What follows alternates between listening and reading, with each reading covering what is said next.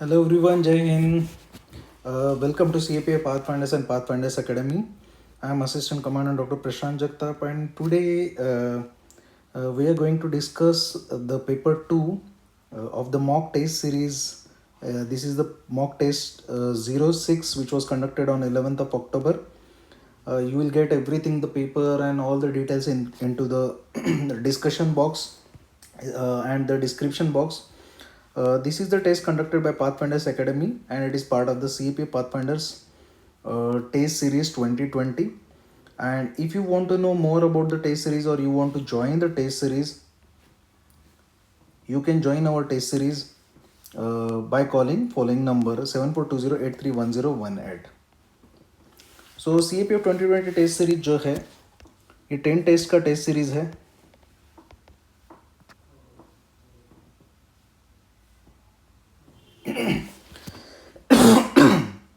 ये 10 टेस्ट का test series है. ये टेस्ट सीरीज अभी भी शुरू है. इसमें से 2 टेस्ट हो चुके हैं और 8 टेस्ट अभी भी बाकी है. You can still join the test series. The fees of the test series is 2500 rupees initially. 2500 रुपये टेस्ट सीरीज का था. इसमें 10 टेस्ट थे, मीन्स 250 रुपीज़ पर टेस्ट. आप अभी भी चाहते हो तो 250 रुपीज़ पर टेस्ट से आप ये टेस्ट सीरीज ज्वाइन कर सकते हो, या फिर आपको अगर लास्ट के 8 टेस्ट देना है तो आप 2000 रुपीज़ देके ये टेस्ट सीरीज को ज्वाइन कर सकते हो. इसमें आपको पेपर 1 मिलेगा, पेपर 2 मिलेगा, पेपर 2 का इवेल्यूएशन मिलेगा, पेपर 2 का डिस्कशन मिलेगा और पेपर 2 का ऑल इंडिया लेवल पे जो भी मेरे बेस्ट कैंडिडेट्स हैं, बेस्ट स्टूडेंट्स हैं, उनके आंसर शीट भी मिलेंगे. अब तक मेरे टेस्ट सीरीज में ऑलरेडी 650 प्लस एडमिशन्स हो चुके हैं. You can join it. If you want to know more about the test series और you want to join, call on this number, call on the second number, not the first number. You can call on the second number 7420831018. And if you want to join the test series, you can make the payment directly. And जो description है, इसके description में इसका joining link दिया हुआ है. एक बार आपका पेमेंट हो जाएगा. अगर आपको 10 टेस्ट चाहिए तो 2500 रुपये पेमेंट है, आप कर सकते हैं. इवेल्यूशन के चार्जेस है. अगर आपको 8 टेस्ट चाहिए तो 2000 रुपये आप ये अकाउंट में जमा करके आप ये टेस्ट सीरीज ज्वाइन कर सकते हो. एक बार आपने जमा कर लिया तो ये जो वीडियो है इसके डिस्क्रिप्शन में जो एक फॉर्म दिया रहेगा, गूगल फॉर्म, वो फॉर्म फिल कर दीजिए. इसके आपने जो पेमेंट किया है उसके स्क्रीनशॉट के साथ वो स्क्रीनशॉट शेयर करके सेव करके पक्का रखिएगा.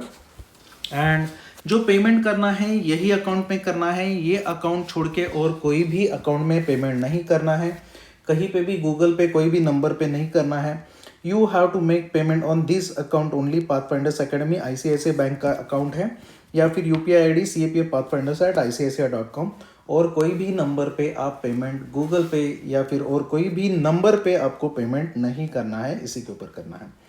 So about me, I am Assistant Commander Dr. Prashant Jagtap. I joined CISF in 2014 after cracking UPC CAPF 2012 examination with AIR 80. Served in CISF for 5 years. I put my resignation. Previously worked as medical officer in class 1 gazetted with Government of Maharashtra. I also worked as assistant lecturer in forensic medicine and toxicology department in Government Medical College Kolhapur, Maharashtra in forensic medicine and toxicology department. I am also currently the visiting faculty at Competitive Exam Center Pune University. I am currently the top educator on Unacademy platform. I am the director of the Pathfinders Academy, through which 120 candidates cracked UPC CAPF Assistant Commandant examination in 2018 examination alone, जिसका last year result आया था. 2019 का अभी भी result नहीं आया है. Interviews are still pending. I have also authored 3 books for McGraw-Hill publication for CAPF Assistant Commandant examination, and more than 13,000 students from all over India are already following my live online classes on Unacademy Plus platform for paper 2. By qualification, I am MBBS and MA Psychology, and I am currently pursuing MA in Security and Defense Laws from Nalsar Law University. So this is me. This is brief information about me. This is me. This is me with my official vehicle. So 11th अक्टूबर को जो CAPA Pathfinders का जो ये पहला full syllabus paper था, ये जो paper था इसमें हम लोग ने कैसे किया है, ये फुल सिलेबस सेम UPC के स्टैंडर्ड पे पेपर अवेलेबल करके दिया है. लेकिन हम लोग ने एक पेज फीडबैक के लिए रखा था। जो लोग ने टेस्ट सीरीज ज्वाइन किया है, जो पेपर जो ब्लैंक पेज फीडबैक के लिए रखा था, आप जब हमको पेपर सबमिट कर रहे हो स्कैन करके, ये फीडबैक वाला पेज ब्लैंक ही आप अपलोड कर दीजिएगा। और जो हम लोग को अब तक समझ में आ गया है, आपके जो अपलोड स्कैन करके जो हम लोग को इमेज भेजे है उसका क्वालिटी बहुत ही ख़राब है, तो अच्छे क्वालिटी की इमेज भेजिए, क्रॉप करके इमेज भेजिए, अननेसेसरी एरिया कट कर दीजिए। और फीडबैक का पेज आफ्टर एवरी ऐसे आर्ग्यूमेंट रिपोर्ट, हर एक आइटम के बाद ब्लैंक पेज आप अपलोड कर दीजिएगा। और सभी के सभी जो चीज़ें हैं पोर्ट्रेट मोड में, मतलब आपके स्क्रीन पे ये जो है ये पोर्ट्रेट मोड है, आपने लिखा हुआ ऐसे ही आना चाहिए। आप कोई एक पेज पोर्ट्रेट में, एक पेज लैंडस्केप में नहीं करना है। ये लैंडस्केप मोड है, लैंडस्केप मोड में ये आपने ऐसा ऐसा लिखा हुआ है, ये एक्सेप्टेबल नहीं है इस फॉर्मेट में। या तो एडोब एडोब स्कैन या फिर गूगल लेंस, ऐसे कोई भी एप्लीकेशन से आप इसको अपलोड करके पीडीएफ फॉर्मेट में ही भेजना है। और ये इमेज क्लियर होने चाहिए, पढ़ना आना चाहिए। सो जो 11 अक्टूबर को जो फर्स्ट फुल सिलेबस टेस्ट है, इसका हम लोग अभी डिस्कशन करेंगे। इसमें जो क्वेश्चंस आए थे 6 ऐसे थे। First essay is recognition of LGBT rights in India, Indian in space opportunity and challenges, making India Atmanirbhar, most people can't think so they जज, Carl home, role of the arm forces in disaster management, stress is the new cancer. ये 6 ऐसे थे। ये क्यों आए, कैसे आए, ये सब कुछ हम लोग अभी डिस्कस करेंगे, इसमें क्या लिखना है। एंड आर्ग्यूमेंट्स आए थे, punishment should be reformative rather than punitive, rather than cooperating with other countries India should pursue her own interest. कि कोऑपरेट करने से अच्छा है हम लोग अपने इंटरेस्ट खुद परस्यू करें। रिपोर्ट्स आए थे, uses of biotechnology and global warming, एक प्रेसी भी आया था, कॉम्प्रिहेंशन भी था और इसके साथ ग्रामर भी था। सो जो इंस्ट्रक्शंस है मैंने आपको ऑलरेडी बता दिए हैं। आपको ये ईमेल एड्रेस पे सिर्फ पेड कैंडिडेट्स को आपको स्कैन करके भेजना है। यूनिक कोड सब्जेक्ट में पक्का लिखिएगा। माइक्रोसॉफ्ट ऑफिस लेंस या फिर एडोब स्कैन, ये दोनों में से कोई भी एक ऐप से अननेसेसरी चीज़ें क्रॉप करके फ्री भेज दीजिएगा। आपका नाम, कॉन्टैक्ट नंबर भेज दीजिएगा। Your images must be clear and readable. Images मतलब पीडीएफ में जो अपलोड किए हैं वो images, they must be clear and readable and must be sent within 3 days from the delivery of the test, and you should wait 10 days. You should wait 10 days to hear anything from us. Evaluation लगभग हम लोग 7 दिन के अंदर complete करने का आपने भेजने के बाद कोशिश करेंगे। स्कैन इन portrait mode only, crop out unnecessary areas. और आफ्टर एवरी 3 पेजेस जो हम लोग ने जब आपको पेपर प्रोवाइड किया है उसमें जो ब्लैंक पेज प्रोवाइड किया है वो ब्लैंक पेज को ब्लैंक ही अपलोड कर दीजिएगा, क्योंकि वो फीडबैक पेज है। नहीं तो हम लोग फीडबैक लिखेंगे कहाँ पे। Do not send images via WhatsApp और Telegram. Please follow the instructions. हमें पेपर भेजना अच्छा नहीं लगता। Write your answers, we'll evaluate your answers as per the UPSC standards, we'll give you broad suggestions and we'll resend you within 10 days। इसके बाद आपको ये जो डिस्कशन वीडियो है ये देखना मैंडेटरी है। इससे आपको पता चलेगा कि क्या अटेम्प्ट करना है, कैसे अटेम्प्ट करना है। उसके बाद आपका जो पेपर आया है आपको उसको इवेल्युएट कीजिए, आपकी जो इवेल्युएटेड आंसर है कीजिए और सजेशंस के ऊपर काम कीजिए। इसके बाद आपके जो आंसर्स है फिर से लिखने का कोशिश कीजिए। अगर कुछ आपको प्रॉब्लम आ रहा है, समझ में नहीं आ रहा है, तो आपने अभी वीडियो भी देख लिया, आपने अभी अपना पेपर भी देख लिया, तो आप फिर से लिखने का कोशिश कीजिए with newer understanding, then only improvement will happen. और जो हम लोग सैम्पल आंसर्स दे रहे हैं टॉपर्स के, प्लीज़ उसको देखिए। 11 अक्टूबर के सैम्पल आंसर्स मैं ऑलरेडी भेज चुका हूँ। ये सैम्पल आंसर्स को आप देखिए, इससे आपको पता चल जाएगा कि आपके जो साथ जो पढ़ने वाले बाकी के कैंडिडेट्स हैं, टॉपर्स हैं, वो कैसे आंसर लिखते हैं।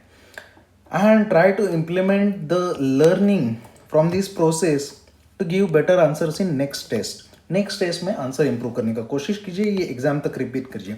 If you have any queries, contact on the first number, please avoid contacting on the second number 7420831018। आपके पेपर इवेल्युएट करके नहीं आए, कुछ भी हो गया तो ये नंबर पे कांटेक्ट कीजिएगा। पेमेंट कोई भी नंबर पे मत कीजिएगा। जो पेमेंट के लिए आपको ये डिस्क्रिप्शन में जो कॉन्टैक्ट ये जो अकाउंट नंबर दिया है उसी के ऊपर कर दीजिएगा। कोई भी ग्रुप में पर्सनल क्वेरीज पोस्ट नहीं कीजिएगा because they are irrelevant. So first question is recognition of LGBT rights in India. ये बहुत ही स्ट्रेट फॉरवर्ड क्वेश्चन है, ये ऐसे है। सो इसके आप जब स्ट्रक्चर बना रहे हैं, इंट्रोडक्शन, बॉडी, कंक्लूजन, सो एक बार स्ट्रक्चर आपको पता चल गया, इसके इंट्रोडक्शन में आप क्या लिख सकते हो, यू कैन, इसके इंट्रोडक्शन में आप एलजीबीटी क्या रहते हैं उसको डिफाइन कर सकते हो। एलजीबीटी में बहुत सारे लोगों ने सिर्फ और सिर्फ ट्रांसजेंडर्स के बारे में लिखा है, but LGBT is mainly a sexual orientation and gender, ये दोनों इशू है इसमें। सो एलजीबीटी क्या है उसको डिफाइन कीजिएगा। इसके राइट्स के बारे में रिसेंट जो जजमेंट्स आए हैं उसके बारे में आप मेंशन कर सकते हो, या कोई एक केस स्टडी लेके या एग्जाम्पल लेके आप ये इसको इंट्रोड्यूस कर सकते हो। लेकिन आप बता सकते हो कि एलजीबीटी के जो राइट्स हैं, कुछ राइट्स इंडिया ने रिकॉग्नाइज किए हैं लेकिन कुछ राइट्स अभी भी रिकॉग्नाइज नहीं किए हैं। इसका जो बॉडी है, बॉडी पार्ट में आपको ये डिटेल बताने पड़ेंगे कि the problems LGBT community faces, ये प्रॉब्लम्स में आपको इसको डिफाइन करना पड़ेगा। सोशल प्रॉब्लम्स, यहाँ पे डिस्क्रिमिनेशन होता है, एक्सप्लॉयटेशन होता है, हैरासमेंट होता है, इसके साथ साथ यहाँ पे उनका मजाक भी उड़ाया जाता है, उनको रिडिक्यूल किया जाता है, उनको बुलिंग किया जाता है, एंड इनको सोशली आइसोलेट किया जाता है। They do not have any actual friends. So ये उनके साथ होने वाले सोशल प्रॉब्लम्स है, इनको इक्वल ट्रीटमेंट नहीं मिलता। फिर इनके साथ पॉलिटिकल प्रॉब्लम्स है कि इनके राइट्स इक्वल नहीं माने गए हैं। For example, they can not marry, marriage का अधिकार नहीं है। अब तक उनके सेक्सुअल ओरिएंटेशन का भी अधिकार नहीं था। जो सुप्रीम कोर्ट के जजमेंट ने जब आईपीसी का सेक्शन 377 हटाया, you need to understand this, it is IPC section, ये आर्टिकल नहीं है। आईपीसी में आर्टिकल नहीं रहता, आईपीसी में सेक्शन देते हैं। आईपीसी का सेक्शन 377 हटा दिया है। उसके बाद उनका सेक्सुअल ओरिएंटेशन को हम लोग ने एक्सेप्ट किया है under article 21, article 14, article 15, article 19। उनका जो इक्वल ये है स्टेटस है उसको रिकॉग्नाइज किया है। लेकिन आज भी ये डिस्क्रिमिनेशन खत्म नहीं हुआ, उनको सभी के सभी पॉलिटिकल अधिकार नहीं मिले हैं, उनके मैरिजेस अभी भी रिकॉग्नाइज नहीं है। ये आप बता सकते हो। तो political problems, they face discrimination, कहीं पे भी जाना है तो उनको ओरिएंटेशन या फिर ट्रांसजेंडर तो अभी अभी उनका आइडेंटिटी बताना शुरू हो गया, लेकिन ये प्रॉब्लम वो लोग फेस करते हैं। इसके बाद mainly there problems are with related to psychology. Psychological problems वो जो फेस करते हैं बहुत ही इंपॉर्टेंट है। One thing is isolation. This isolation always leads to loneliness, depression and suicidal tendencies.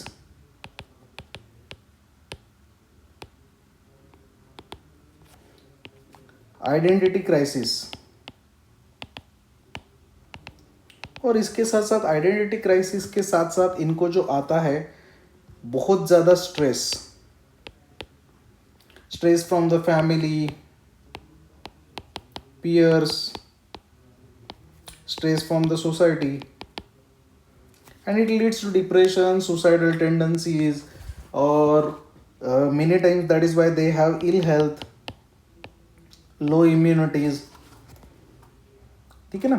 तो ये जो मेजर प्रॉब्लम है ये इनको बहुत ज़्यादा फेस करना पड़ता है, और ये प्रॉब्लम के साथ डील करने के लिए उनको they do not have no social support, they do not have any social support. कोई भी मदद करने के लिए नहीं रहता, कोई भी उनको अंडरस्टैंड करने के लिए नहीं रहता। So coming out of the closet is very difficult to them. ये आप इसमें लिख सकते हो साइकोलॉजिकल प्रॉब्लम्स में। इसके बाद कल्चरल्स भी प्रॉब्लम है। Even though culturally only transgenders को हम लोग ने, हमारे कल्चर ने रिकॉग्नाइज किया है, but others are always discriminated and punished. Lesbian, gay और बाइसेक्सुअल को हमेशा डिस्क्रिमिनेट और पनिश किया है, but we need to provide the importance or biologically it has been proven that it is natural, तो इसको आपको बताना आना चाहिए. ये प्रॉब्लम्स वो फेस करते हैं. इसके साथ साथ अगर ये प्रॉब्लम वो फेस करते हैं, इसका उनके ऊपर बहुत ही निगेटिव इम्पैक्ट्स होते हैं. ये जो इम्पैक्ट है ये सोसाइटी के ऊपर भी है, नेशन के ऊपर भी है. Most importantly these LGBT community, these are human beings, so their human rights are violated. Their fundamental rights are violated and they do not have any recourse for it.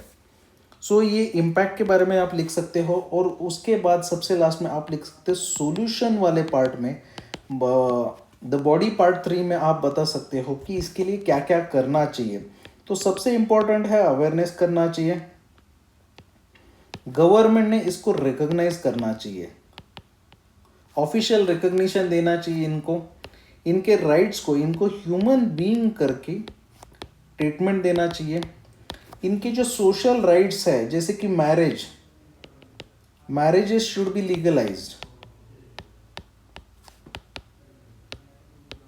They should B special marriage act that should be amended, जिसके through इनके marriages और इनके बाकी की चीज़ें legalise कर देनी चाहिए. इनको भी अडॉप्शन अलाउ करना चाहिए, अडॉप्शन भी अलाउ करना चाहिए बाकी लोगों की तरह. एंड मोस्ट इम्पॉर्टेंटली इनको लीगल और सोशल रिकॉग्निशन देना चाहिए. इसके लिए NGOs का मदद लिया जा सकता है, सिविक सोसाइटी एक्टिविस्ट का मदद लिया जा सकता है. जो ये फील्ड में काम कर रहे बायोलॉजिस्ट इसमें आके बता सकते हैं कि these are natural phenomena, these are also found in other animals also. इसके साथ साथ जो सोसाइटी में है, जो हमारे जो लीडर्स है, ये भी आके इसमें अवेयरनेस और ये किया जा सकता है. और हमारा जो एजुकेशनल करिकुलम है it should be made gender neutral and it should be the curriculum and educational processes should be gender neutral and sexual orientation neutral. ये हमारे करिकुलम में लाना चाहिए कि ऐसी चीज़ें रहती है, these things are normal things, so that इनके साथ बुलिंग डिस्क्रिमिनेशन नहीं होगा. इनको मदद करने के लिए काउंसलिंग सेंटर्स होने चाहिए, काउंसलिंग अवेलेबल होना चाहिए, इनके साथ रिहेबिलिटेशन किया जाना चाहिए. जो गवर्नमेंट फोर्सेस है या फिर पुलिस फोर्सेस है उनका सेंसिटाइजेशन होना चाहिए, तो so that they do not behave insensitively with these people. And सबसे लास्ट में कंक्लूजन में आप बता सकते हो these are as human beings as any of the man और woman is. These are part of the our society here. They are contributing positively. वो कुछ निगेटिव नहीं कर रहे हैं. Anti national anti social activities they are not participating in them. And most importantly we have to create awareness that these are not diseases or these are not psychological disturbances जो these are not contagious कि दूसरे को देखा तो ये भी बन जाएगा. तो इसके बारे में अवेयरनेस क्रिएट करना चाहिए so that we can create just and equal society in which every individual gets his or her own freedom so that he or she can develop and flourish within the boundaries of our constitutional rights. ऐसे करके आप इसको conclude कर सकते हो. दूसरा ऐसे है Indian in space opportunity and challenges. You need to understand that this essay is about Indian in space. Means this essay is mainly about manned missions and इसका जो स्कोप है क्लियरली डिफाइंड है, अपॉर्चुनिटी एंड चैलेंजेस. सो जब आप ये लिख रहे हो इसका मतलब ये नहीं है कि पास्ट में इसरो ने क्या किया, इसके बारे में ये ऐसे नहीं है. This essay is not about achievements of the ISRO. No, this essay is about future manned missions of ISRO. I hope it is clear now. So आपके इंट्रोडक्शन में आप यूज कर सकते हो, you can write about the man missions, proposed man mission. You can write about the history of the ISRO. ISRO क्या है, history, हमारा सबसे पहला मिशन आर्यभट्टा से स्टार्ट कर सकते हो, विक्रम भरा साराभाई का विजन बता सकते हो। तो आप ये सारी चीज़ों से आप इसरो स्टार्ट कर सकते हो, और रिसेंट अपॉर्चुनिटी से स्टार्ट कर सकते हो, गगनयान से स्टार्ट कर सकते हो, चंद्रयान से भी स्टार्ट कर सकते हो। बॉडी पार्ट 1 में you need to give a brief background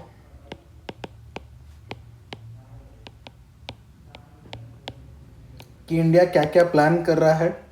body part 2 में आप बता सकते हो कि मैन मिशन है, उसमें अपॉर्चुनिटीज क्या क्या है। अपॉर्चुनिटीज बहुत सारे हैं। आप अपॉर्चुनिटीज में पुराना क्या हुआ वो मत लिखिए। कोई भी मिशन में this is not just about man missions, all the space missions including man missions, the opportunities are first opportunities experience to our scientists and astronauts. Second opportunity is learning. Third opportunity is a technological development. Fourth opportunity is rare resources which can be found in space or other planets. Interplanetary missions.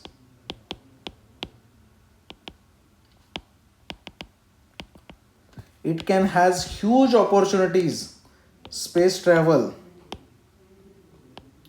हमारा खुद का India का खुद का space station, it has opportunities for the security, national security, क्योंकि future warfare अभी space में होने वाला है। तो सिक्योरिटी, स्पेस जो थिएटर है, नेक्स्ट थिएटर ऑफ वॉर, उसके में भी मदद हो सकता है। Weather prediction, disaster management, communication, ये सभी चीज़ें है ही है। ये चीज़ों के बारे में आप बता सकते हो। और नेचुरल या फिर मैन मेड नेचुरल रिसोर्सेस है दूसरे प्लैनेट में मिल सकते हैं। इसके साथ साथ आपको ये भी मेंशन करना पड़ेगा कि कॉलोनाइजेशन ऑफ अदर प्लैनेट्स, ये भी एक अपॉर्चुनिटी है जिसके बारे में हम लोग अभी भी बात नहीं करते। थोड़ा विजन दिखा के you can also write about the colonisation of other planet. ये सब अपॉर्चुनिटीज़ है, लेकिन ये अपॉर्चुनिटीज़ है तो आपको चैलेंजेस के बारे में भी बताना पड़ेगा। नेक्स्ट पैराग्राफ में you can write about the challenges. So challenges क्या क्या है? Technology is still under development, risky है, फैटल है, कॉस्टली है, इंडिया में ब्रेन ड्रेन है, प्रायोरिटी नहीं है, रिसर्च एंड डेवलपमेंट इंफ्रास्ट्रक्चर इनएडिक्वेट है, ओनली गवर्नमेंट फंडेड है। रिसर्च एंड डेवलपमेंट सिर्फ गवर्नमेंट फंडेड है, गवर्नमेंट इंस्टीट्यूशंस में ही है।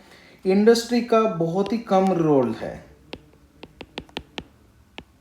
इंडस्ट्री का बहुत ही कम रोल है, और पेपर पब्लिश बहुत कम होते हैं। जो अच्छा ब्रेन है बाहर चला जाता है, जिसको ब्रेन ड्रेन बोलते हैं, साइंटिस्ट दूसरे देश में चले जाते हैं। ठीक है, तो लेकिन ये चैलेंजेस को दूर करने के लिए आपको कुछ सॉल्यूशंस भी बताने पड़ेंगे। अगर हम लोग को ये रियलिटी में लाना है तो we have to solve all this problems. So ये प्रॉब्लम को सॉल्व करने के लिए क्या है, हम लोग को कैच देम यंग साइंटिस्ट को हम लोग को तैयार करना है।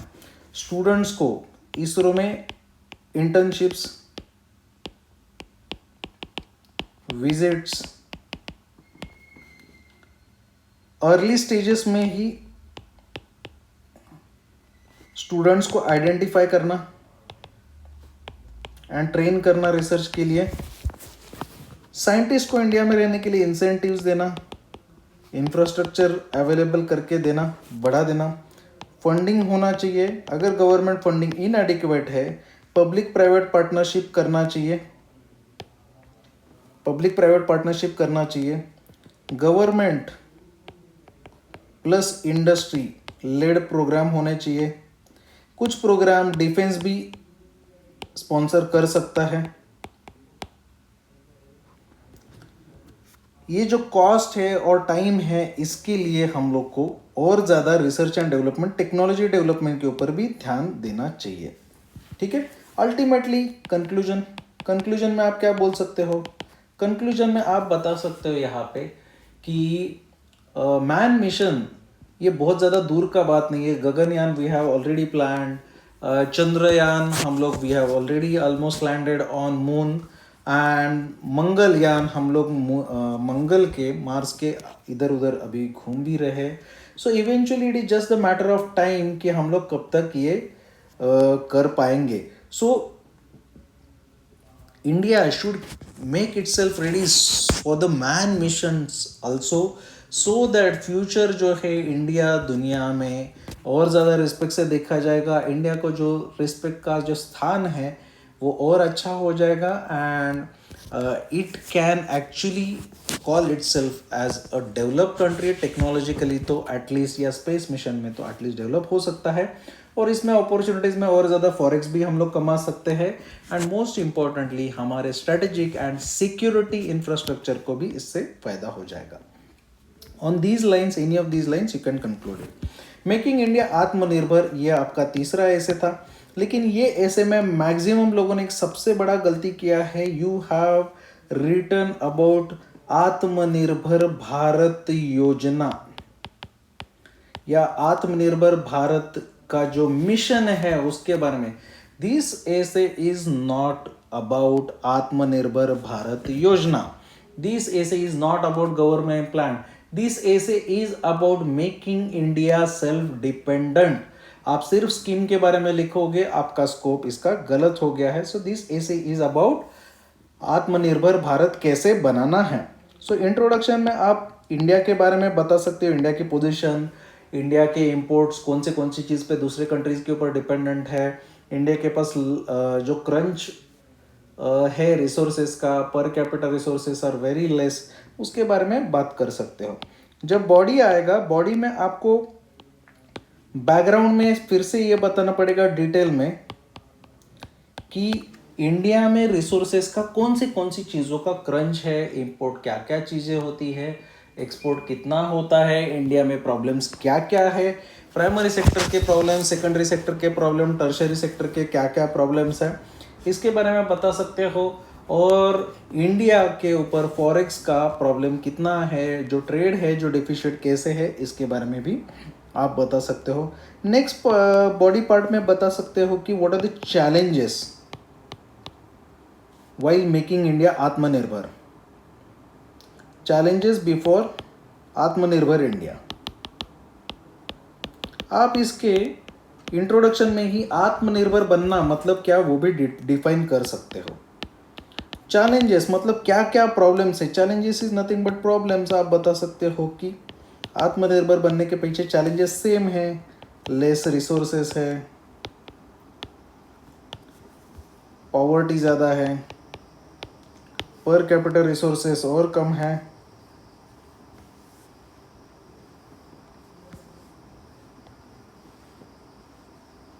लेस रिसोर्सेस है,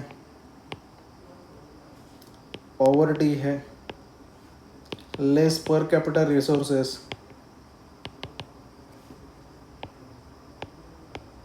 लैंड बहुत कम है, वेदर का प्रॉब्लम चलता है, वेदर एंड क्लाइमेट, रिसोर्सेस है अनइक्वली डिस्ट्रीब्यूटेड है, रीजनली अनइक्वली डिस्ट्रीब्यूटेड रिसोर्सेस है। इसके साथ साथ और एक बहुत बड़ा प्रॉब्लम है इसका कि ये जो रिसोर्सेस है ये इंडिया में कुछ है ही नहीं, स्पेशली ऑयल इंडिया में है नहीं, या फॉसिल फ्यूल्स।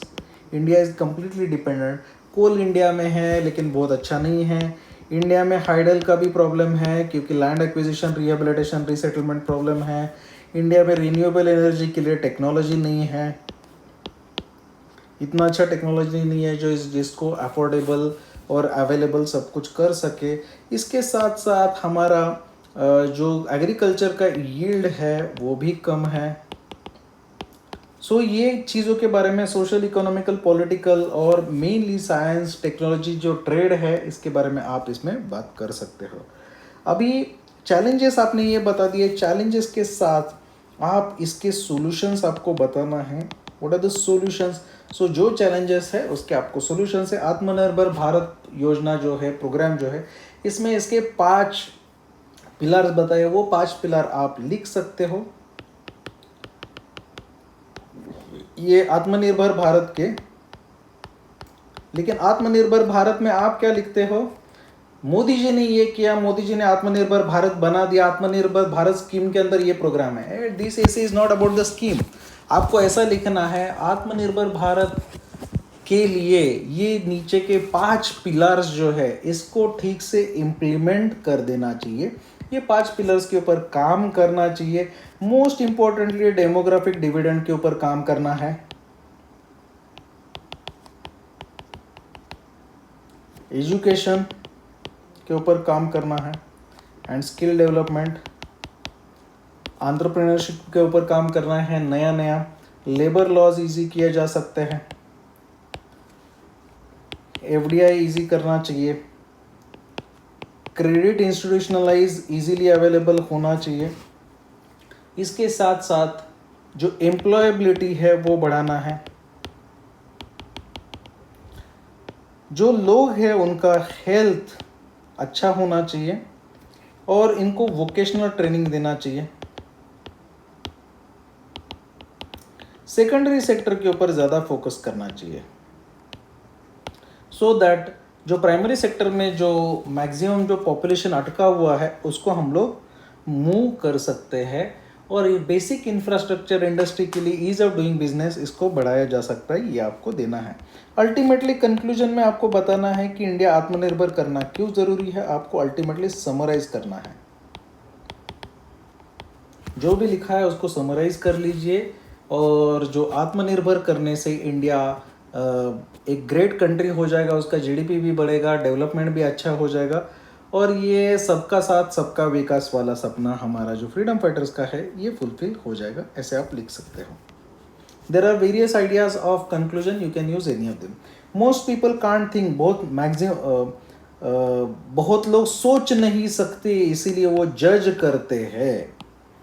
इसके बारे में से दिस एसे इज एब्स्ट्रैक्ट एसे। ये एब्स्ट्रैक्ट एसे हम लोग सॉल्व नहीं करते, सॉल्व नहीं करना चाहिए, क्योंकि इसमें there is no clarity, there is no focus, we do not understand any dimensions, so we preferably try not to write these kind of essays, code based वगैरह ऐसे जिसमें समझ में नहीं आ रहा है। आइडिया तो बहुत आ रहे हैं, लेकिन एग्जैक्टली इसका रिप्रेजेंटेशन बुक में कैसे करना है, आपके आंसर में कैसे करना है, समझ में नहीं आता। इसलिए ऐसे वाले ऐसे अवॉइड करो। आए तो 10 से ज़्यादा मार्क आएंगे, नहीं तो 10 से ज़्यादा मार्क आने वाला 100 में से अटेम्प्ट करने वाला एक आदमी रहेगा, और 99 लोगों को यहाँ पे 2 या 3 मार्क आएंगे सिर्फ। सो अगर आप कॉन्फिडेंट हो कि आप इतना अच्छा लिख पाते हो, then only you should attend this kind of essays, otherwise avoid writing abstract essays. Stress is the new cancer, बहुत सारे लोगों ने बहुत अच्छा लिखा है stress is the new cancer, लेकिन स्ट्रेस को कैंसर के साथ जोड़ने वाला जो कनेक्शन है ना, this connection is missing in most candidates, this connection is missing. तो ये कनेक्शन मिसिंग मत करो, कनेक्ट तो करो कि स्ट्रेस नया कैंसर क्यों है। जैसे कैंसर अंदर से धीरे धीरे धीरे धीरे खत्म कर देता है, वैसे स्ट्रेस भी धीरे धीरे खत्म हो रहा है। और जैसे लोग पहले कैंसर से डरते थे, अभी लोग स्ट्रेस से भी डर रहे हैं। ऐसा करके in these lines you can connect it. So stress is new cancer. Introduction you can write about the statistics, ये स्टैटिस्टिक्स पढ़ के रखो। डेटा रिपोर्ट पढ़ के रखो, ये WHO में मिलेगा या और बहुत सारी जगह पे मिलेगा, कितने लोग स्ट्रेस से सफ़र कर रहे हैं, क्या कर रहे हैं। एंड दिस ऐसे is not about India, this is about world. ये पूरे दुनिया के प्रॉब्लम बताओ, नहीं तो सिर्फ इंडिया इंडिया इंडिया इंडिया करते रहोगे। So stress is the new cancer. Statistics data report से बता सकते हैं दुनिया में हर 10 लोगों में इतने लोग कर रहे हैं, हर 100 लोगों में इसको ये कोई ना कोई स्ट्रेस सा कोई ना कोई चीज़ से शिकार होता है। Every person goes through at least mild depression at least once in his or her lifetime. इसके साथ लिख सकते हो. सो आप बता सकते हो. So now days many people have started comparing stress with the cancer. आज people used to fear cancer previously, as the cancer kills. So is the case happening in the modern world with the stress.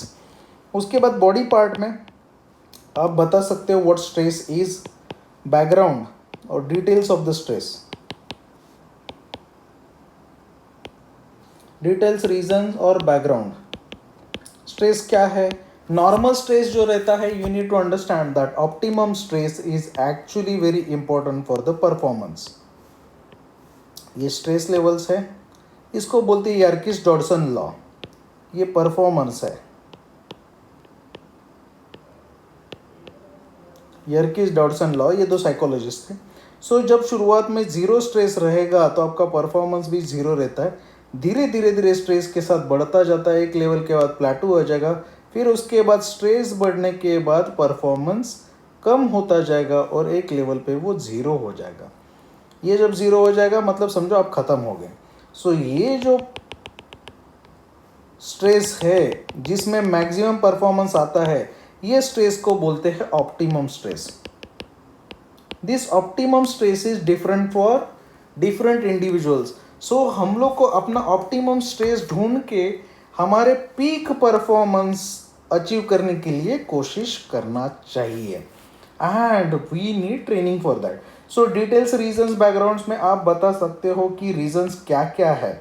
तो job reason हो सकता है, society reason हो सकता है, family reason हो सकता है, फैमिली में स्पाउस, बच्चे, सब कुछ. किसी का डेथ रीज़न हो सकता है, या और कोई भी साइकोलॉजिकल डिसऑर्डर रीज़न हो सकता है, कोई डिज़ास्टर नेचुरल रीज़न हो सकता है, जनरलाइज एंजाइटी रीज़न हो सकता है. जैसे कि अभी कोविड वगैरह चल रहा है, बहुत ज़्यादा डर लग रहा है लोगों को. सो ये इसमें से कुछ भी रीज़न हो सकते हैं. इसके साथ साथ कोई पॉलिटिकल रीज़न हो सकता है. फॉर एग्जांपल, आंध्र प्रदेश में एक आदमी, डोनाल्ड ट्रंप को कोरोना हो गया, इसलिए हार्ट अटैक आके मर गया. उसका स्ट्रेस इतना ज़्यादा हो गया कि उसको हार्ट अटैक आ गया. क्यों? क्योंकि डोनाल्ड ट्रंप की वो पूजा करता था और डोनाल्ड ट्रंप को कोरोना हो गया. तो ये भी पॉलिटिकल, सोशल, इकोनॉमिकल रीज़न हो सकता है. जॉब मतलब economical reason, security related reason, कुछ भी हो सकता है. ये कोई भी रीज़न की वजह से when the stress go beyond one's capacity to cope up, it ultimately leads to क्या हो जाएगा? पहले एग्जॉस्ट हो जाएगा और उसके बाद ultimately it will lead to burnout. और स्ट्रेस से अल्टीमेटली डिप्रेशन हो जाता है. डिप्रेशन से सुसाइडल टेंडेंसीज वगैरह वगैरह बढ़ते हैं. सो इससे डील करने के लिए इसके जो इम्पैक्ट है, ये जो स्ट्रेस के रीजंस है, ये स्ट्रेस के रीजंस आप नेक्स्ट पैराग्राफ में बता सकते हो. It's impacts on individual. ये इम्पैक्ट अलग अलग है. सबसे पहले इंडिविजुअल में सबसे पहले हेल्थ, इम्यूनिटी कम हो जाता है, स्लीपलेसनेस,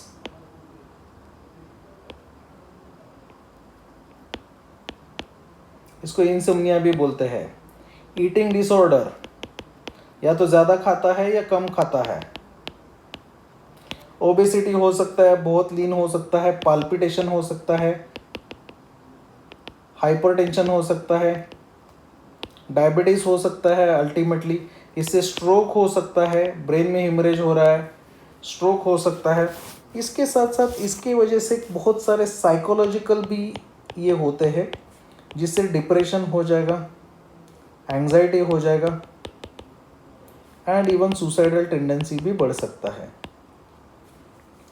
तो ये भी चीज़ें हो सकती है. इससे क्रिमिनल एक्टिविटी भी बढ़ा है. जब स्ट्रेस में बहुत ज़्यादा हो जाएगा, क्रिमिनल एक्टिविटी भी बढ़ सकता है, एंटी सोशल एक्टिविटी. एंड क्योंकि because anger is always, the depression और frustration will always be represented in anger. उसको फ्रस्ट्रेशन एग्रेशन हाइपोथेसिस बोलते हैं. When one is frustrated, it gets into manifested or reflected into the anger or aggression. Frustration aggression hypothesis.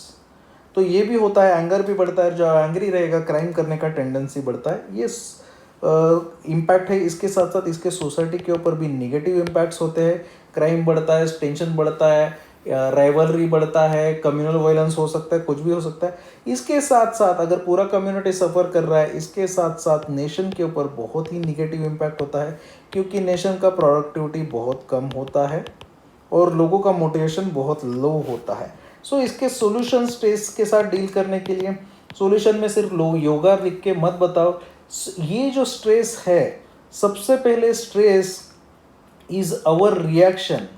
Stress is not the problem, our reaction to stress is the problem. So we need to identify problem first, and we need to learn to cope up with our reactions to the stress. Then only we can manage stress. तो उसके लिए क्या क्या कर सकते हैं? Technology use कर सकते हैं, बायो फीडबैक मैकेनिज्म, आप योगा को यूज कर सकते हैं, मेडिटेशन कर सकते हैं, स्पोर्ट्स खेल सकते हैं, या कोई भी गेम खेल सकते हैं, recreation, any recreational activity, vacations, exercise, physical exercise. इससे क्या होता है? स्ट्रेस हार्मोन जो रहते हैं, कॉर्टिसोल, एड्रेनालिन, उनका ब्रेकडाउन होता है, एंड गुड हार्मोन्स है उसका सिक्रेशन ज़्यादा होता है। जो एंडोर्फिन्स है, डोपामाइन है, उसका ज़्यादा सिक्रेशन होता है एक्सरसाइज करने से। उससे भी स्ट्रेस रिलीव होने में मदद होता है।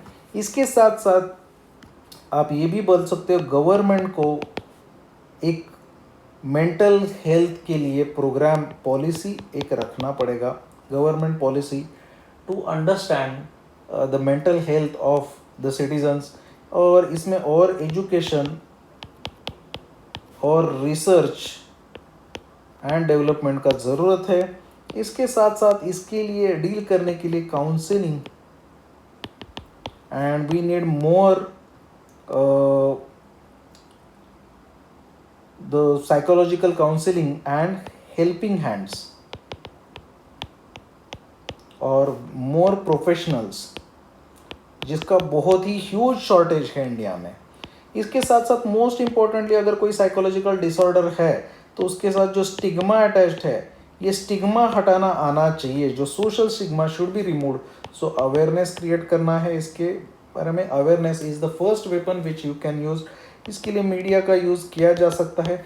It should be made, coping with the stress और healthy habits should be made part of the curriculum. School curriculum में स्कूल लेवल से ही ये सिखा देना चाहिए कि स्ट्रेस कैसे मैनेज करना आना है, हैप्पी कैसे रहना है। इसके साथ साथ sports, recreation, vacation, yoga, meditation के साथ साथ और कोई हॉबीज़ भी परस्यू किया जा सकता है जो आपको खुशी देता है। And ultimately you can conclude कि स्ट्रेस इज हिडन एनिमी और इनविजिबल एनिमी है, जो कि कैंसर की तरह ही अंदर से मार डाल रहा है। चिता मरने के बाद मारती है, चिंता जिंदा रहते मार डालती है। चिंता और चिता दोनों एक ही काम करते हैं। उसी तरह कुछ ना कुछ तो आप इसको क्रिएटिवली कंक्लूड कर सकते हैं। Stress is the newer kind of cancer which is invisible enemy and everyone is equally vulnerable to that। इससे रिलेटेड आप कुछ ना कुछ तो क्रिएटिव कंक्लूजन कर सकते हो। ये ऑल वर्ल्ड लेवल का ऐसे है, सिर्फ इंडिया स्पेसिफिक नहीं है। Role of arm forces in disaster management, ये ऐसे इसलिए आया, पिछले साल role of arm forces in nation building आया था। सो डिजास्टर मैनेजमेंट के बारे में you can write about, this is not India specific ऐसे। लेकिन आप इसको इंडिया में लेके आ सकते हो। So you must write about what disaster is, disaster management and what types of disasters, या फिर आप ये बता सकते हो इंट्रोडक्शन में, मेनी टाइम्स और most of the times the arm forces are the people who are called in to deal with those disasters. Body में आप लिख सकते हो types of disasters, man-made, natural और इसमें आप और डिटेल में लिख सकते हो मैन मेड डिजास्टर क्या क्या रहता है, नेचुरल क्या क्या रहता है, इसमें कैजुअलिटी होता है वगैरह वगैरह वगैरह वगैरह। और इसमें बता सकते हो कि arm forces are almost always called in to deal with those disasters. There are various reasons for that why arm forces means role of arm forces.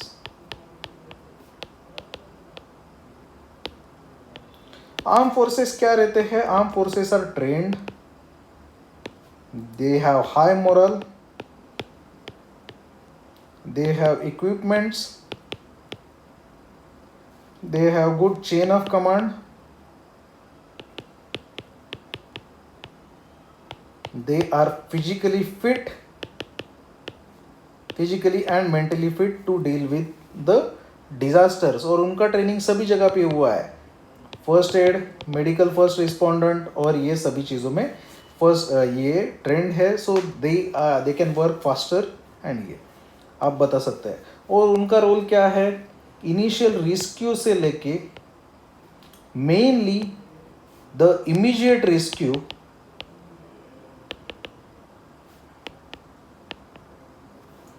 And the intermediate response, ये इनका काम है। जो कम्युनिकेशन लाइन है, जो roads है, उनको maintain करना और फास्टर ट्रांसपोर्टेशन प्रोवाइड करना, ये इनका काम है। फर्स्ट एड देना, ये इनका काम है।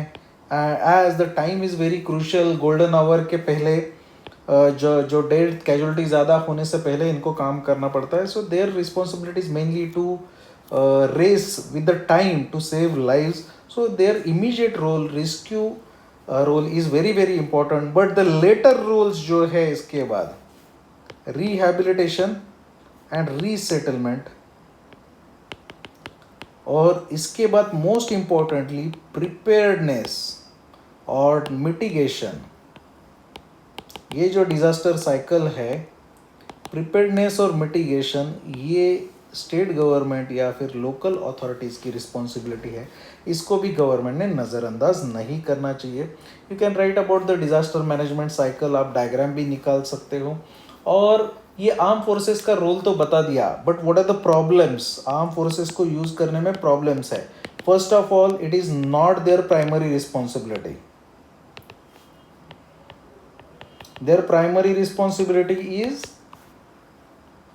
The security. सो वो गलत चीज़ों में एंगेज हो जाते हैं, सिक्योरिटी में भी कॉम्प्रोमाइज,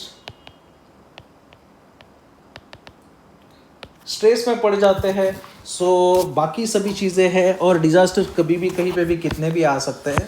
सो वी शुड, उनके पास भी ज़रूरी नहीं है इक्विपमेंट्स हो, सभी हो, या अल्टीमेट लेवल का ट्रेनिंग हो, even though they are ready to risk their life. So ultimately, to deal with these problems, ultimately you have to give the solutions. Solutions में आपको बताना है, even though armed forces are being called, but they should be specialized agencies.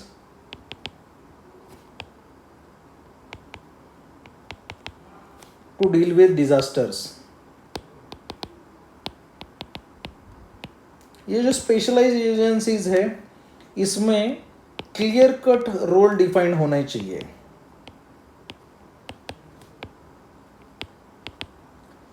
इसमें जो अलग अलग organisation है, अलग अलग different organs of the government है, उनका काम क्लियर होना चाहिए।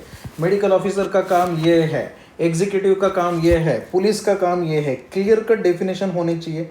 They should be acts, they should be corpus of fund,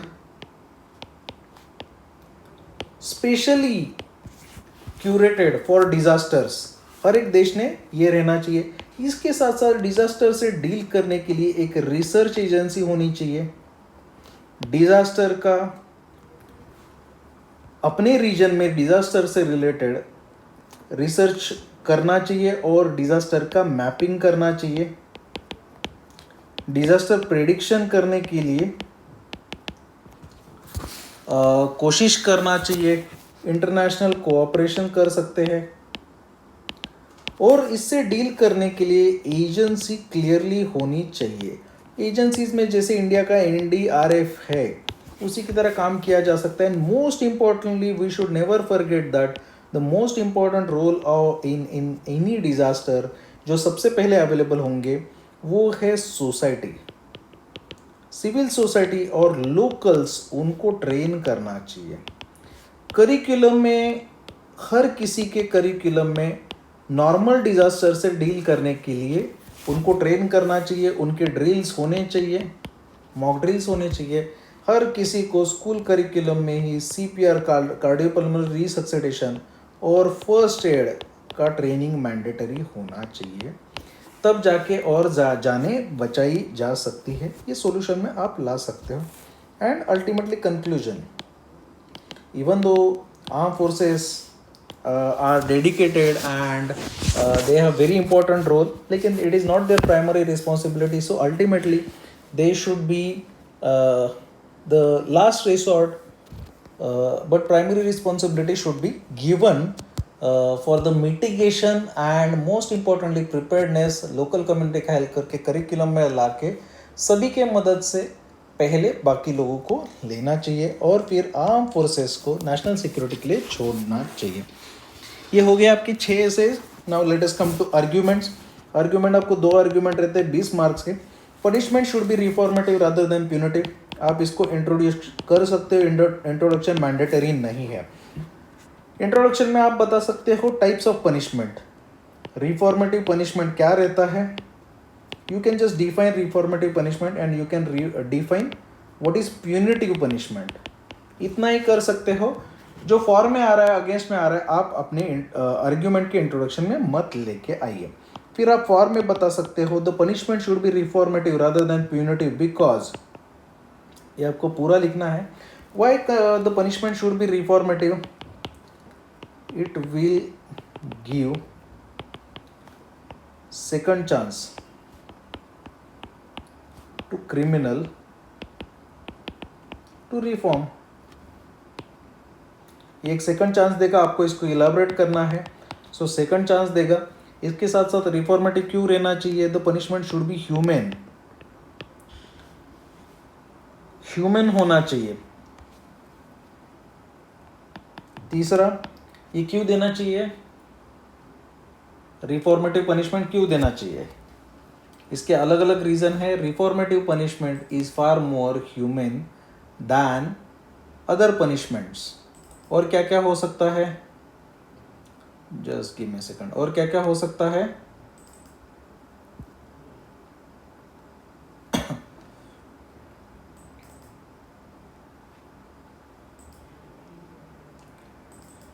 reformative punishment should B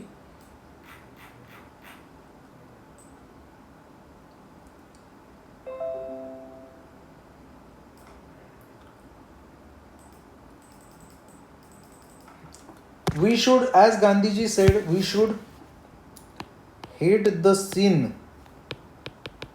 and love the sinner. हम लोग ने क्या करना चाहिए, इंसान को हेट नहीं करना चाहिए, उसके जो गलती की है उसको सुधारने का मौका देना चाहिए. गारंटी है क्या, there is no guarantee that harsh punishment will not repeat the crime. ऐसे कोई गारंटी नहीं है.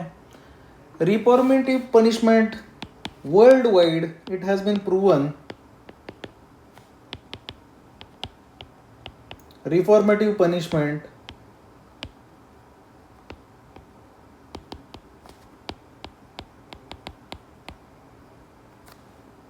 actually made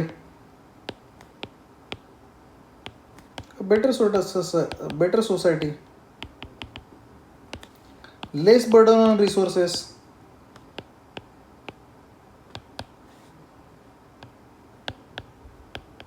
हर किसी को लाइफ सेंटेंस दे दिया, खाली पीली टैक्स पेयर के ऊपर पैसा बर्बाद करना है उसके सिक्योरिटी के ऊपर. और क्या हो सकता है, less burden on resources.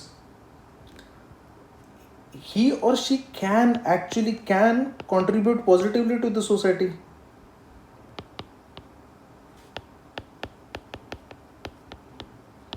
rather than contributing negatively, positively society को ये कर सकता है.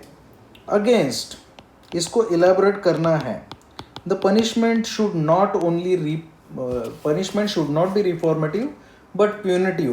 प्यूनिटिव पनिशमेंट मतलब क्या है? Proportionate punishment. इसने मर्डर किया तो उसको लाइफ डेथ सेंटेंस देना चाहिए. ठीक है, क्यों अगेंस्ट किए, लेकिन क्यों होना चाहिए उसको प्यूनिटिव पनिशमेंट क्यों देना चाहिए?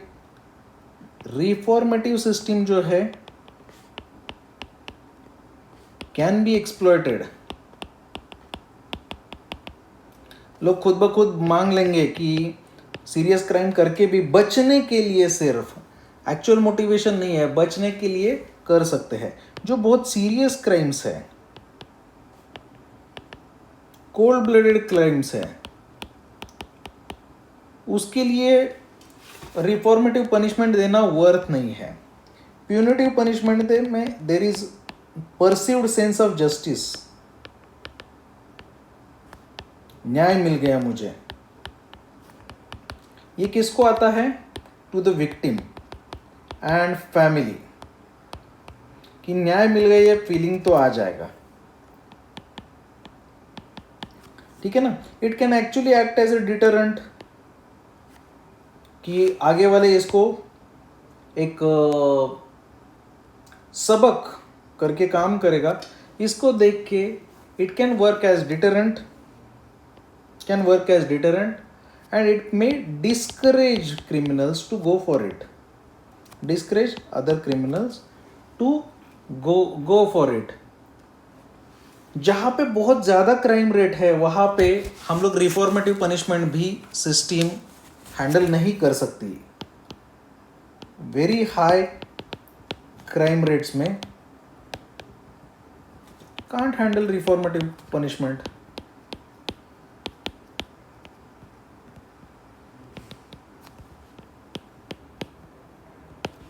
Can't handle reformative punishment. ठीक है. सो इसीलिए सिर्फ पनिशमेंट रिफॉर्मेटिव नहीं होना चाहिए, पनिशमेंट प्यूनिटिव भी होना चाहिए. एक मैसेज पहुंचाना चाहिए सभी लोगों को कि ऐसी वाली गलती किया तो आपको माफ नहीं किया जाएगा. एंड कंक्लूजन में अल्टीमेटली आपको लिखना है case by case basis. If the severity of the crime is very high, the punishment should be representative. Punishment should be a message to the society. Otherwise, जो बाकी की चीज़ें हैं वहाँ पे रिफॉर्मेटिव होना चाहिए. लेकिन जितना हो सके उतना रिफॉर्मेटिव पनिशमेंट देने के लिए कोशिश किया जाना चाहिए. यहाँ पे गांधी जी का कोट आप फिर से इस्तेमाल कर सकते हो. दूसरा, rather than cooperating with other countries, India should pursue her own interest. Introduction में आप लिख सकते हो, अगर आप इंट्रोडक्शन लिख रहे हो जो मैंडेटरी नहीं है. ओन इंटरेस्ट मतलब नेशनल इंटरेस्ट क्या है उसके बारे में लिख सकते हो. और ये न्यूज़ में डिस्कशन में क्यों आया कि अभी जो आत्मनिर्भर मूवमेंट चल रहा है, डी ग्लोबलाइजेशन, इसका जो स्ट्रगल चल रहा है, ट्रेड वॉर, इसके चलते हमारे यहाँ पे भी डिस्कशन शुरू हो गया है कि इंडिया ने भी दूसरे कंट्रीज के साथ खाली फालतू का खुद का लॉस लेके कोऑपरेट करने से अच्छा है खुद के इंटरेस्ट को आगे रखे, इंडिपेंडेंटली खुद के इंटरेस्ट को आगे रखे. ऐसा वाला आप इंट्रोडक्शन कर सकते हो. For India should pursue her own interest because, क्यों करना चाहिए, इससे क्या हो जाएगा. सो इंडिया के जो इससे इंडिया के खुद के इंटरेस्ट के ऊपर फोकस करना इजी हो जाएगा. Rather than unnecessarily getting involved in international politics, we can focus on domestic issues. ठीक है. हम लोग जो ग्लोबल टाइज कर रहे हैं, it will save money and other resources. जो डिप्लोमेटिक हम लोग मिशंस बना रहे हैं, बहुत सारे मनी एंड अदर रिसोर्सेस हम लोग सेव कर सकते हैं. ठीक है. इससे हम लोग कोऑपरेट करने से अच्छा है, इससे हम लोग क्या है, इंडिया को इंटरनली डेवलप कर सकते हैं। इंडिया में इससे जब हम लोग खुद के इंटरेस्ट इंडिपेंडेंटली करने के ऊपर ध्यान देंगे, इंडिया में रिसर्च एंड डेवलपमेंट ऑटोमेटिकली बढ़ेगा एंड डोमेस्टिक इंडस्ट्रीज को ज़्यादा बूस्ट मिलेगा, डोमेस्टिक इंडस्ट्रीज को ज़्यादा बूस्ट मिलेगा, दूसरे देशों के ऊपर डिपेंडेंस कम हो जाएगा, लेस डिपेंडेंस कम हो जाएगा।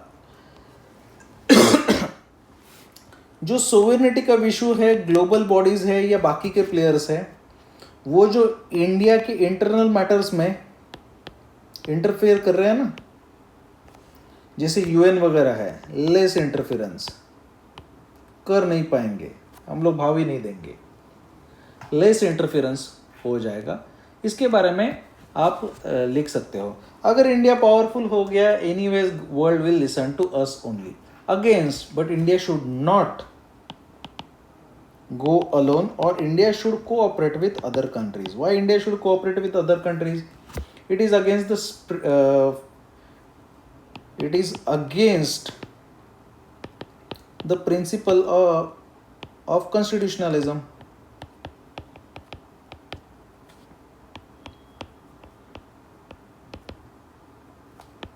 आर्टिकल 51 में भी है, कॉन्स्टिट्यूशन में जो प्रिंसिपल है उसके अगेंस्ट है। It is against the spirit of Indianness, जो इंडियन स्पिरिट है, वसुदैव कुटुंबकम,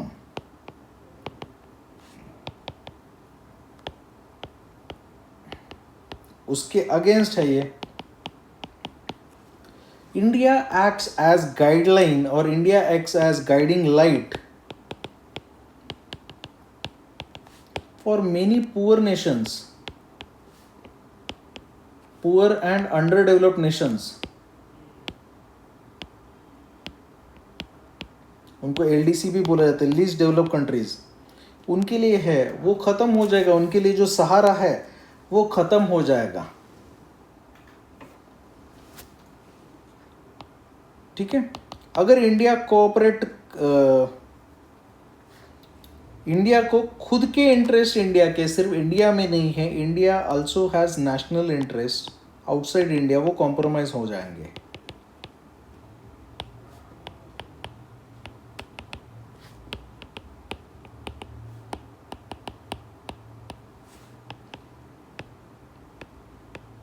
फॉर एग्जाम्पल आर्टिक सी में जो ऑयल है, इंडिया रशिया के साथ एक्सप्लोर कर रहा है, अकेला कर नहीं पाएगा, वो कर रहे हैं। ग्लोबल कोऑपरेशन जो है, इंडिया अदरवाइज अकेला पड़ जाएगा।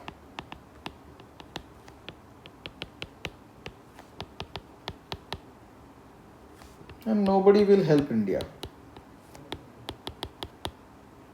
But with international ties, India becomes strong, as it will have strong strategic allies. So it's a quid pro quo. मैं तुम्हारी मदद करता हूँ, तुम मेरी मदद करो, ऐसी वाली सिचुएशन है। इंडिया के वैसे भी इंडिया ने बाकी लोगों से मदद लेना चाहिए, because India has hostile neighbours. India ने कोऑपरेशन में जाना चाहिए, because India needs technology, India को टेक्नोलॉजी भी मिलता है। ग्लोबल कोऑपरेशन से India can get engage into multilateral cooperation. अलग अलग मल्टीलैटरल जो एजेंसीज है और कोऑपरेशन है, इसमें इंडिया अपने इंटरेस्ट को फुलफिल कर सकता है। कंक्लूजन, इंडिया को अपने इंटरेस्ट परस्यू करने के लिए कुछ कंट्रीज से अपने आप को आइसोलेट करना पड़ेगा, बाकी सभी कंट्रीज के साथ कोऑपरेट करना पड़ेगा। As per the need basis पे आपको करना पड़ेगा, as per the need basis. So India should align its personal goals with a global cooperation in such way that it can rule the world without compromising its own her own national interest. खुद के national interest को compromise किए बिना करना है cooperation. ठीक है, uses of biotechnology reports are very easy. Intro में आप बता सकते हो व्हाट इज बायोटेक्नोलॉजी। सबसे पहले वो आपका XYZ डेट आएगा 11 अक्टूबर 2020, न्यू दिल्ली, ये आ जाएगा। इसके बाद इंट्रोडक्शन, ये वर्ड लिखना नहीं है, इंट्रोडक्शन में आप बता सकते हो डेफिनेशन ऑफ बायोटेक्नोलॉजी, और इसके uses, multiple uses, few uses, news में क्या था इसके बारे में बात कर सकते हो। ठीक है, इसके बाद बॉडी इसका बहुत ही सिंपल और क्लियर है। बॉडी में बैकग्राउंड एंड यूजेस, थोड़ा हिस्टोरिकल बैकग्राउंड बता सकती है, यूजेस आज से ही नहीं कर रहे, historical uses, latest uses and opportunities in future. बहुत सारी चीज़ें हैं, मैं अभी डिस्कस नहीं करूंगा, आपको ये सब पता है। यूजेस ऑफ बायोटेक्नोलॉजी सिर्फ गूगल कर लीजिए, आपको मिल जाएगा। ठीक है, एंड मोस्ट इंपॉर्टेंटली जो यूजेस ऑफ बायोटेक्नोलॉजी है, हाउ टू हार्नेस देम, इसको अचीव कैसे किया जाए। More research and development, more resources, more educational opportunities, more career, more global cooperation, and most importantly इसके बाद आप अगर आपको लिखना है as this report is mainly about the uses, so you can stop after only uses, or if you are willing you can also write about the negative uses analysis में। यहाँ पे पॉजिटिव यूजेस रहेंगे, analysis में the negative uses, और you can say that miss use, जैसे कि Covid है, ये है, वो है, बायोलॉजिकल वेपन्स इसमें भी इस्तेमाल किया जा सकता है। और इसमें बताया जाना चाहिए कि इसमें इंटरनेशनली कोई भी यूज़ नहीं करे, इसलिए लॉज और ये स्ट्रिक्ट होने चाहिए। And conclusion, and you can give the sources, department of biotechnology वगैरह, उससे आप लिख सकते हो। फिर global warming, again very easy, XYZ।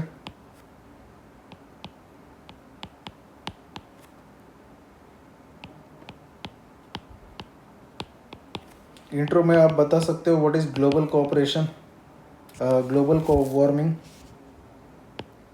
Definition of global warming and recent news, इसके साथ क्लब करके लिख सकते हो।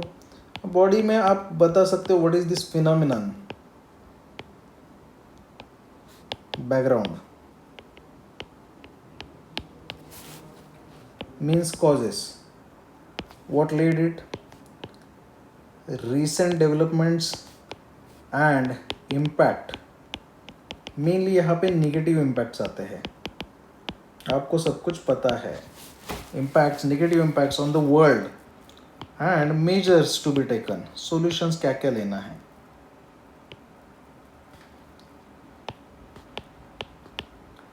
क्या क्या सॉल्यूशन लिख सकते हो, ये सब कुछ इधर आएगा। एंड कंक्लूजन, इसका कंक्लूजन सिंपल स्ट्रेट फॉरवर्ड रहता है, global warming is a serious issue, needs immediate and urgent attention and global cooperation, ऐसा करके कंक्लूड कर सकते हो। And you can give references to Rio earth summit, Paris accord वगैरह वगैरह वगैरह वगैरह। प्रेसी, इस बार का प्रेसी बहुत ही आसान था, इंपॉर्टेंट कीवर्ड्स मैंने अंडरलाइन करके रखे हैं। ये अरबिंदो के पैसिव रेजिस्टेंस के बारे में था।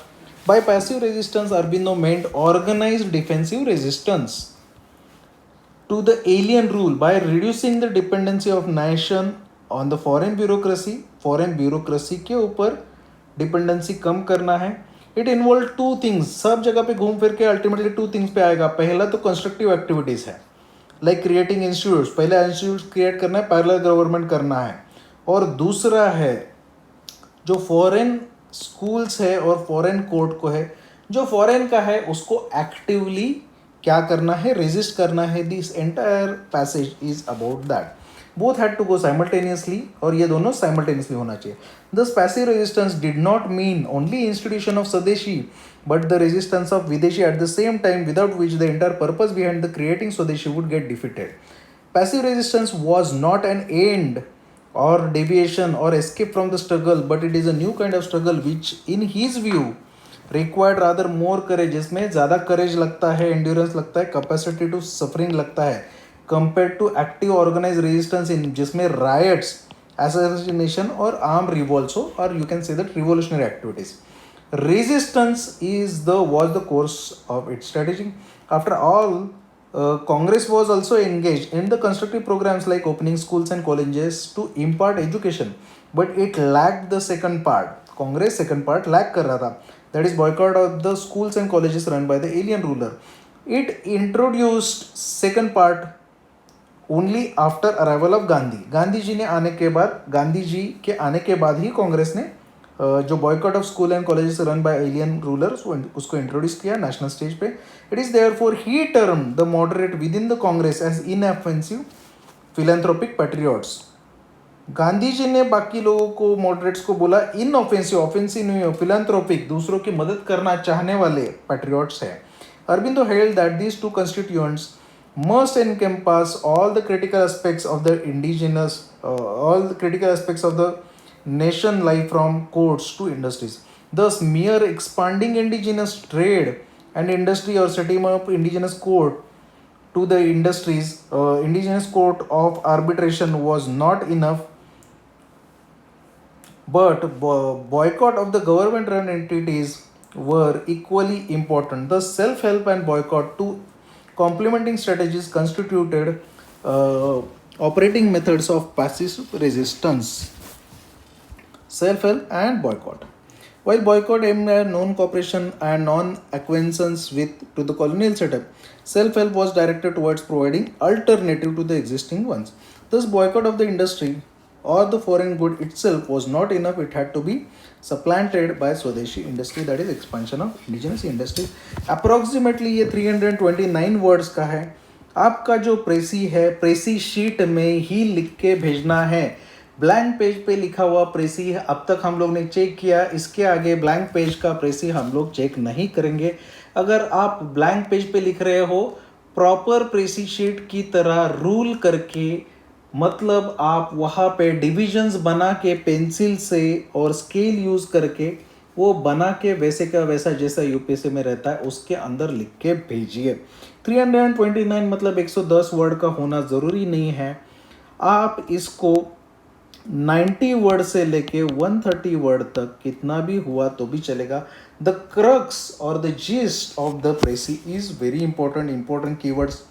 ये जो आइडियाज़ है ये आने चाहिए और आपका precis as far as possible your own words में होना चाहिए, आपके ओन वर्ड्स में होना चाहिए. इसका सैंपल आंसर क्या है मैं आपको दूसरे वीडियो में एक बार दिखाऊंगा. ये चीज़ें जो इंपॉर्टेंट चीज़ें हैं जो मैंने बताया अभी ये आना चाहिए. इसके बाद जो पैसेज आता है कॉम्प्रिहेंशन, इसके ऊपर के जो क्वेश्चंस हैं ये जो कॉम्प्रिहेंशन के क्वेश्चंस हैं, सबसे पहले जब भी कॉम्प्रिहेंशन आता है, आपका एग्जाम हो कुछ भी हो, आपको क्वेश्चंस पढ़ना आना चाहिए. सबसे पहले क्वेश्चंस पढ़ना है, इससे आपका टाइम वेस्ट नहीं होगा और बहुत कम समय में आप इसको अचीव सॉल्व कर पाओगे. What are the principal actors in international arena according to realist. International arena के बारे में कुछ तो आने वाला पैसेज है, इससे आपको पता चल जाएगा और उसमें रियलिस्ट के बारे में कुछ तो लिखा है. व्हाट इज आइडियलिज्म, आइडियलिज्म के बारे में कुछ तो लिखा है. Why do realist believe that normative values can not be impose upon states. Normative value states के ऊपर क्यों इम्पोज नहीं किया जा सकता. What is realist insistence upon about the views towards the world politics. उनका इंसिस्टेंस क्या है. And what is central claim of realism. Realism का सेंट्रल क्लेम क्या है. तो जब भी पैसेज पढ़ोगे पहले क्वेश्चन पढ़ने से आपको क्या है पैसेज में क्या पढ़ना है समझ में आ जाएगा. Realism is an approach to the study of international politics that explains the interest of the world politics in terms of power. Experts associate realism with thinkers from the time of Kautilya, Machiavelli, Hobbes, through 20th century scholars such as Hans Morgenthau and Kenneth Waltz. Realism has been the most dominant school of thought in post-Second World War international relations and continues to have relevance in contemporary world politics. Realists insist that we should look at the world politics as it really is and not. ये आपको एक question का answer मिल गया. ये कौन सा question है. एक क्वेश्चन का आंसर मिल गया. As one imagines or wants it to be. They primarily emphasize on national interest, power politics and security and centrality of the nation states. The principal line of thinking of the realist school is in terms of power and its exercise by the states. In other words, it chiefly concerned with the real politics. Realists maintain that principal actors in the international arena are, और first question का answer मिल गया, states, each acting in its rational self-interest with the environment of the international anarchy. In the ongoing struggle for power in world politics, though the pursuit of national interest, policymakers use rational tools including diplomacy, economic power, and ultimately military forces to attain the goals of the foreign policy. Neo-realism, while acknowledging the influence of the plurality of the actors in world politics today and the integrative aspects of the globalization, would still argue that even while cooperating with each other, states try to maximize their power and preserve their autonomy. Realism's resilience is based on its central claim, ये और एक answer मिल गया, central claim of realism, that the laws of international relations remain true across the time, history and space, real politics, and therefore embodies timeless truths about the international policy, politics and behavior. The realists primarily emphasize on power, national interest, security and centrality of the nation state. They believe in constancy of human nature, which can both be good and evil. The quest for security, nations try to build up resources. Realists do not believe in imposition of the normal values. और एक answer मिल गया, normative values or pattern of standard behavior upon the states is feasible और realistically sustainable है, इसके ऊपर believe नहीं करते. Realism developed in post Second World War period in reaction to the older theoretical approach called idealism. Idealism क्या है? Idealism emphasizes international law, morality and international organization and key influences on international events besides power. Idealists believe that human nature is basically good and based on community of the states with the potential to work together to solve the common problems. With good education and appropriate structures of the global governance, the world could evolve towards peaceful and cooperative international relations. ये मैंने आपको answer दिखा दिया, इसको अपने words में लिखो. Try to give answers in your own words. Ideas उसमें से ले लो, आपके अपने वर्ड्स में आंसर देने का कोशिश करो. आंसर को थोड़ा इलेबोरेट करो, बाहर से कुछ भी ऐड मत करो. Don't add anything from outside. बाहर से कुछ भी ऐड मत करो. कुछ भी ऐड करना बाहर से अच्छा नहीं रहता. और 5-6 लाइन में उसको इलेबोरेट करो, काफ़ी जगह रहता है उधर. ये आंसर्स हम लोग ऑलरेडी डिस्कस कर चुके हैं. ठीक है. सो जो ग्रामर है, ग्रामर के लिए मैं एक स्पेशल क्लास लूँगा जिसमें सभी का सभी डिस्कशन हो जाएगा, आपको आंसर्स उसमें मिल जाएंगे. सो जो इंस्ट्रक्शन से डेडिकेटेडली स्ट्रिक्टली इंस्ट्रक्शंस फॉलो कीजिए. प्लीज़ 10 दिन तक वेट कीजिए भेजने के बाद. उसके बाद भी नहीं आया, then only give us a call. ये जो फर्स्ट नंबर है इसके ऊपर आप हमें कॉल कर दीजिए 7420831018. कोई भी क्वेरी हो तो आप, ये जो डिस्कशन हो गया है, ये डिस्कशन होने के बाद आपके आंसर्स जो आपके पास आ गए होंगे वो देख लीजिए, पढ़ लीजिए, जो सजेशंस दिए हैं उसके ऊपर काम कीजिए. अगर पॉसिबल है तो आपके आंसर्स फिर से लिखने का कोशिश कीजिए. जो सैम्पल गुड आंसर्स है जो प्रोवाइडेड है उसको पढ़िए और नेक्स्ट टेस्ट में आप अच्छा लिखने का कोशिश कीजिए. कोई भी दिक्कत हो तो आप हमें कॉल कर सकते हो. ये टेस्ट सीरीज़ में अभी भी आप ज्वाइन कर सकते हो. आपको कोई भी दिक्कत है तो ये जो टेस्ट सीरीज़ है इसमें आप अभी भी ज्वाइन हो सकते हो. अभी भी हम लोग के 8 टेस्ट होना बाकी है. You can subscribe to our channel. Please subscribe to our channel जो CAPA पाथफाइंडर्स है. अनअकैडमी प्लस के ऊपर मेरा नया बैच जो शुरू हो रहा है 2 नवंबर से हो रहा है. 1 महीने का बैच है. If you want you can join that batch. 1600 rupees is the fees for 1 month. आप इसमें ज्वाइन हो सकते हो. 1 महीने में आपको पूरा पेपर 2 पढ़ाया जाएगा विथ प्रैक्टिस. और इसमें आपने अगर ये रेफरल कोड यूज़ किया प्रशांत YT10 अनअकैडमी प्लस के ऊपर, आपने कहीं पे भी ये रेफरल कोड यूज़ किया, you will get 10% of. Means आपको ये 1440 रुपीज़ में आ जाएगा. ठीक है. ये हमारे टेस्ट का सिलेबस है, डेट्स है, शेड्यूल है. आप अभी भी 10 टेस्ट चाहिए तो 10 टेस्ट के लिए ज्वाइन हो सकते हो. जो टेस्ट आपके छूट गए हैं आप फिर से लिख के हमको भेज सकते हो, या फिर आप चाहिए तो 8 टेस्ट को भी ज्वाइन हो सकते हो. ये जो मैंने सबसे पहले बताया था, ये जो QR कोड है इसको स्कैन करके कर सकते हो, और जो अकाउंट नंबर है आपके डिस्क्रिप्शन में भी अवेलेबल रहेगा, वही अकाउंट नंबर के ऊपर आपको पेमेंट करना है जो पाथफाइंडर्स एकेडमी करके दिखाएगा।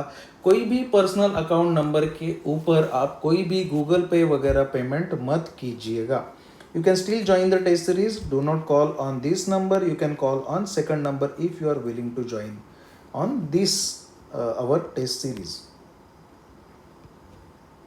Thank you very much. Serve with honor. Jai Hind.